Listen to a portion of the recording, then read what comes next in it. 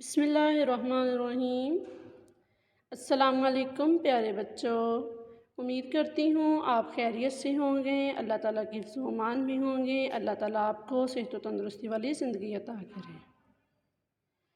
خوش آمدید کہتی ہوں آپ کو اردو کی کلاس میں۔ سنہری بات کا بیٹا مطلب ہوتا ہے اچھی بات۔ تو آج کی اچھی بات کیا ہے پیارے بچوں؟ محنت اتنی خاموشی سے کرو کہ تمہاری کامیابی شور مچا دے۔ یعنی کہ ہمیں محنت اتنی خاموشی کے ساتھ کرنی چاہیے کہ دنیا والوں کو خود ہی پتہ چل جائے کہ ہماری کامیابی سے کہ ہم نے کتنی محنت کی ہے۔ بیٹا اپنی اردو کی ورک بک کھولیے۔ آج کا عنوان ہے اسم۔ ورک بک صفحہ نمبر 9۔ تدریسی مقاصد: بچوں کو اس قابل بنانا کہ وہ اردو قواعد کو جان سکیں، اسم کی پہچان کر سکیں، جملوں میں اسم کا استعمال کر سکیں۔ بیٹا ورک بک صفحہ نمبر 9 دیکھتے ہیں اسم کیا ہے۔ جی، اسم کی تعریف اور مثالیں ہم دیکھیں گے۔ اسم کی تعریف اور مثالیں۔ اسم کی تعریف کیا ہے؟ یعنی کسی شخص، چیز، جگہ، پرندے یا جانور کے نام کو اسم کہتے ہیں۔ بیٹا اب میں آپ کو پڑھا رہی ہوں۔ میرا نام کیا ہے؟ فروا۔ تو فروا کیا ہے؟ وہ میرا اسم ہے۔ تو جو آپ کا نام ہے، آپ کا نام آپ کا اسم ہوگا۔ آپ کے والد صاحب کا نام، آپ کی ماما کا نام، وہ ان کے اسم ہے، ٹھیک ہے؟ تو اس طرح یعنی کہ کسی بھی شخص، چیز، جگہ، پرندے یا جانور کے نام کو اسم کہتے ہیں۔ دیکھیں شخص کا نام: حوریہ، آمنہ، حماد اور احمد۔ اب میرا نام کیا ہے؟ فروا، تو یہ میرا اسم کہلائے گا۔ چیز کا نام: کتاب، کرسی، پھول، پانی اور میز۔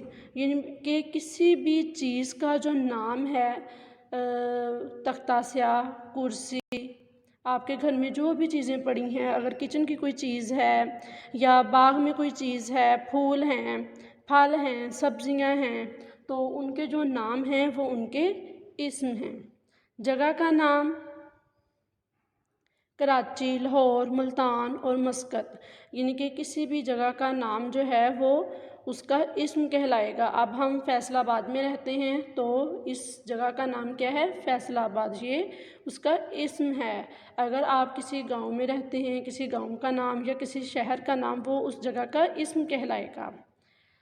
جی، اگلا ہے پرندے یا جانور کا نام: چڑیا، طوطا، شیر اور ہاتھی وغیرہ۔ یعنی کہ کسی بھی پرندے کا نام جس طرح اب شخص کا نام ہے وہ اس کا اسم کہلائے گا، اسی طرح پرندے اور جانور کا جو اپنا نام ہوگا وہ بھی اس کا اسم کہلائے گا۔